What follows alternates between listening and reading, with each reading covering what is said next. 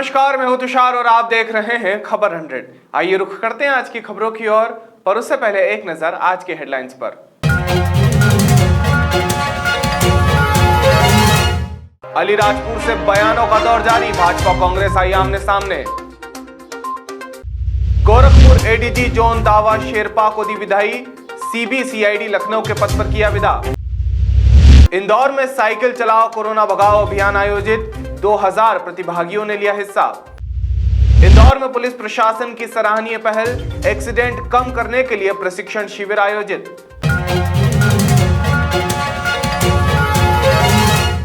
अलीराजपुर जिले की राजनीति में घमासान युद्ध मचा हुआ है। अलीराजपुर जिले के जोबट तहसील में पूर्व विधायक नागर सिंह चौहान के सम्मान में आम सभा का आयोजन किया गया, जिसमें सैकड़ों की संख्या में भाजपा और हिंदू युवा जनजाति संगठन के कार्यकर्ता उपस्थित रहे।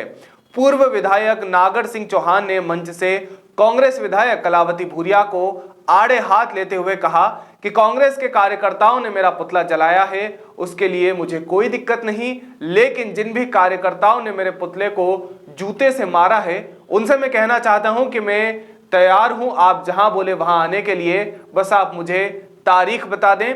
इसी के साथ उन्होंने कई बातें की। मैं नागर सिंह चौहान, मेरे पास लाइसेंस शुदा बंदूकें हैं। अगर मैं उन बंदूकों को लेके अगर जोबट में मेरे ज़िले में अगर आता हूँ, मेरे विधानसभा में आता हूँ, उसको कोई आपत्ति होना चाहिए। और मैं आपसे पूछना चाहता हूँ, आपने कभी देखा है? जोबट की जनता से मैं पूछना चाहता हूँ कि कभी मैं हथियार लेके कभी जोबट में आया? अरे मैं तो कलावती भूरिया को ये कहना चाहता हूँ कि मैं 15 साल विधायक रहा, मैंने गनमैन नहीं रखा है। हथियार तो ठीक है, मैंने गनमैन भी नहीं रखा है। तो उससे ये समझ लेना चाहिए कि नागर सिंह चौहान ही गनमैन रखने की जरूरत नहीं है। और मेरे इतने गनमैन हैं मेरे गांव में कि मुझे गनमैनों की कोई ज़रूरत नहीं पड़ती। उसको समझा देना, गनमैन की जरूरत नहीं पड़ती। उनका कहना है कि आरोप भी है कि संविधान का नागर सिंह को नॉलेज नहीं है। मैंने कहा ना, वो कहाँ तक पढ़ी लिखी तो पूछ ले।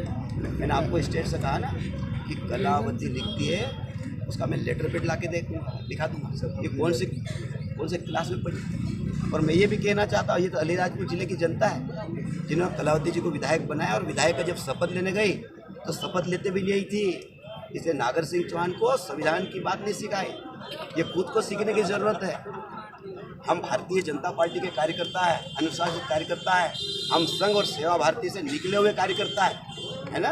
हमको अनुशासन संविधान सिखाने की कोई जरूरत नहीं, हम सीखे हुए लोग। थैंक यू, धन्यवाद। इसी के साथ भाजपा नेता किशोर शाह ने विधायक कलावती भूरिया और कांग्रेस नेताओं को चेतावनी देते हुए कहा कि दम है तो नागर सिंह चौहान को उंगली लगाकर दिखाओ। नागर सिंह चौहान आंधी है, तूफान है और भाजपा की शान है। सभा आयोजित के क्या उद्देश्य रहे? सभा का उद्देश्य स्पष्ट है। विगत दिनों जोबट की विधायक बहन कलावती जी ने जिस गलत ढंग से हिंदुत्व का काम करने वाले हिंदू जनजाति संगठन का जिस तरह से विरोध किया, गैर कानूनी रूप से काम करने वाले लोगों को सहायता प्रदान करने के नाम पर नागर सिंह चौहान को अपमानजनक शब्दों से उनका अपमान किया, ये हम सब के लिए अपमान था।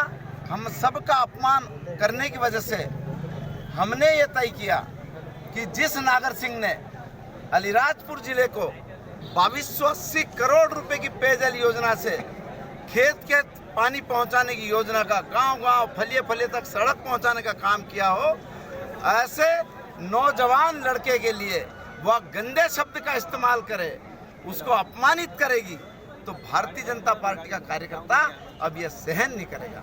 हमने स्पष्ट किया है, हम गांव-गांव जाएंगे, घर घर जाएंगे, हिंदुत्व का अलग जगाएंगे और जो गलत काम करने वाले लोग हैं उनको जेल के शिकंजों में भेजेंगे। यह हमारी इस यात्रा का उद्देश्य है। गत दिवस उदयगढ़ में हिंदू युवा संगठन द्वारा एक कार्यक्रम आयोजित विरोध किया गया था, जिसमें कमरू अजनार भी पहुंचे थे और उन्होंने राम सेना, आदिवासी राम सेना का संगठन की बात की। भाजपा उसका सपोर्ट करेगी क्या? हम तो हिंदुत्व का कोई भी काम करें। महेश पटेल जी मुझसे मिले, उन्होंने कहा कि मैं पंच सरपंच तड़वी का सम्मेलन करूंगा धर्मांतरण को रोकूंगा। दीपावली पर इन्होंने गांव-गांव फलिए का अभियान चलाया था क्रिश्चियनों ने कि हम दिवाली नहीं मनाएंगे। महेश पटेल जी ने भी उस अभियान का विरोध करके हिंदुत्व की बात कही थी। आदिवासी समाज वर्षों से सनातनी है, हिंदू धर्म की पूजा पद्धति में विश्वास करता है। हिंदुत्व के लिए मैं काम करूंगा। अगर कमरू भाई अजनार भी अगर ऐसा करते हैं, जो गुरुवर पंडित कमल किशोर जी नागर के शिष्य हैं, मैं उनका भी स्वागत करूंगा। उनके काम के लिए भी हम सब मिलजुल करके काम करेंगे, ऐसा मैं आपको आश्वस्त करता हूं। गोरखपुर के निवर्तमान एडीजी जोन दावा शेरपा को जोन कार्यालय के समस्त अधिकारियों और कर्मचारियों ने भावभीनी विदाई दी। एडीजी जोन को सभी ने एडीजी CBCID लखनऊ के पद पर विदा किया।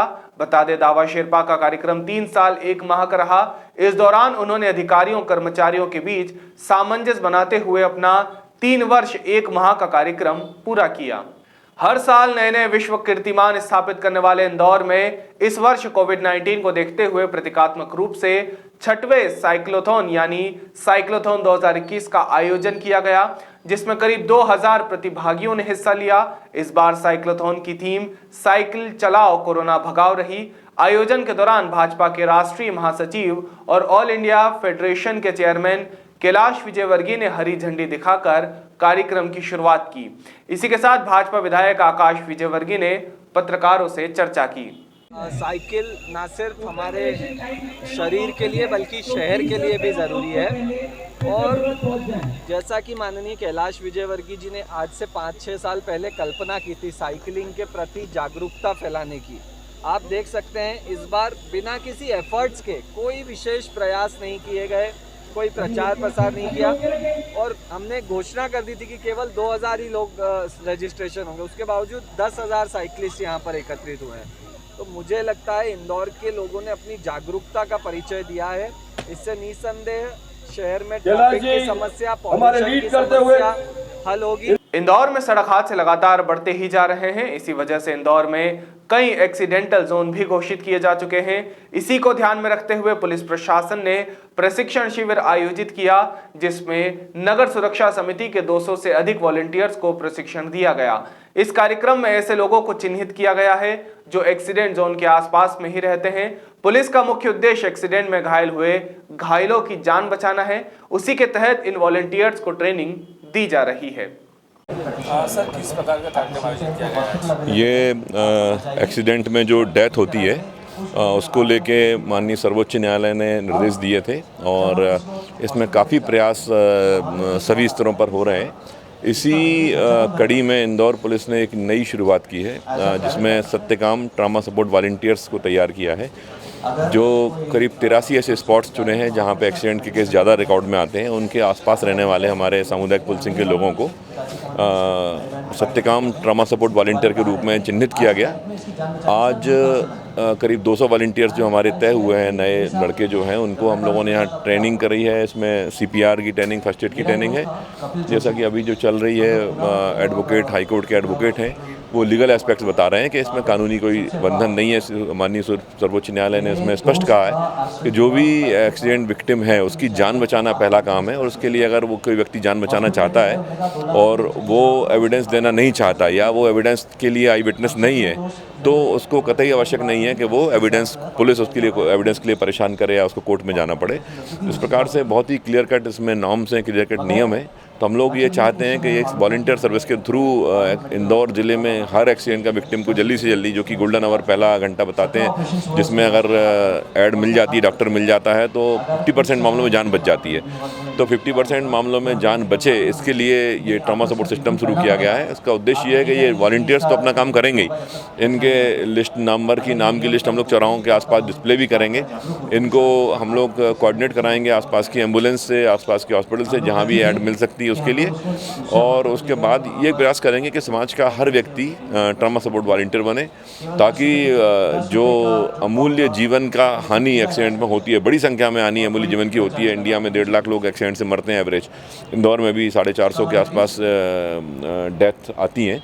तो इसको अपन कम करें और इसके लिए जो है एक ऑर्गेनाइज तरीके से वॉलंटियर सर्विस शुरू की गई है और ये अपने आप में अनूठा प्रयास है और मेरे ख्याल से इसके पहले ऑर्गेनाइज तरीके से ट्रॉमा सपोर्ट वॉलंटियर्स बनाने का कहीं भी ऐसा कोई मामला प्रकाश में नहीं आया, तो इसलिए में इंदौर यूनिक और नंबर 1 है।